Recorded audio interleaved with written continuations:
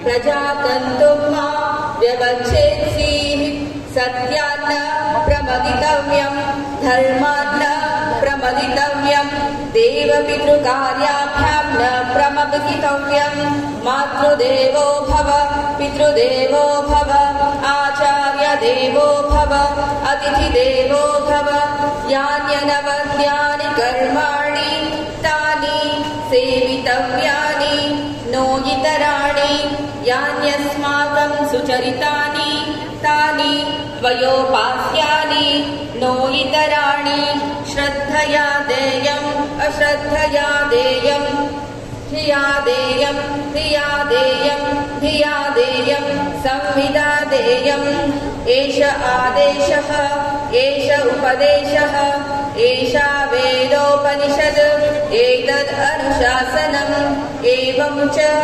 ಏತದುಪಾಸ್ಯಂ.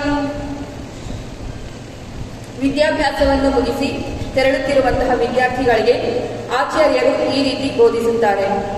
ಸತ್ಯವಾದುದನ್ನು ನುಡಿ, ಧರ್ಮದಂತೆ ನಡೆ, ಕಲಿತ ವಿದ್ಯೆಯ ಕಡೆಗೆ ಲಕ್ಷ್ಯವಿಡು, ಸತ್ಯಕ್ಕೆ ತಪ್ಪಿ ನಡೆಯಬೇಡ, ಧರ್ಮವನ್ನು ಬಿಟ್ಟು ನಡೆಯಬೇಡ, ಕಲ್ಯಾಣದ ಹಾದಿಯನ್ನು ಬಿಡಬೇಡ, ಲೇಸಾಗುವುದನ್ನು ಮರೆಯಬೇಡ, ಕಲಿಯುವುದನ್ನು ಕಲಿಸುವುದನ್ನು ತೊರೆಯಬೇಡ, ತಾಯಿ ದೇವರೆಂದು ಬಗೆ, ತಂದೆ ದೇವರೆಂದು ಬಗೆ, ಗುರು ದೇವರೆಂದು ಬಗೆ, ರಾಷ್ಟ್ರ ದೇವರೆಂದು ಬಗೆ, ನಿನ್ನ ವಿದ್ಯಾಪೀಠವನ್ನು ಗೌರವಿಸು. ನಿಂದೆಗೆ ಗುರಿಯಾಗದಂತಹ ಕಾರ್ಯಗಳನ್ನು ಮಾಡು, ಮಿಕ್ಕವುಗಳನ್ನಲ್ಲ.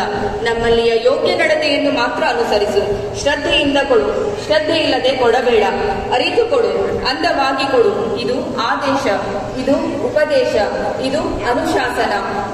ಸ್ನಾತಕರೇ, ಇದರಂತೆ ನಡೆಯತಕ್ಕದ್ದು. ಈ ಅನುಶಾಸನವನ್ನು ಜೀವನದುದ್ದಕ್ಕೂ ನಿಷ್ಠೆಯಿಂದ ಪಾಲಿಸಿ.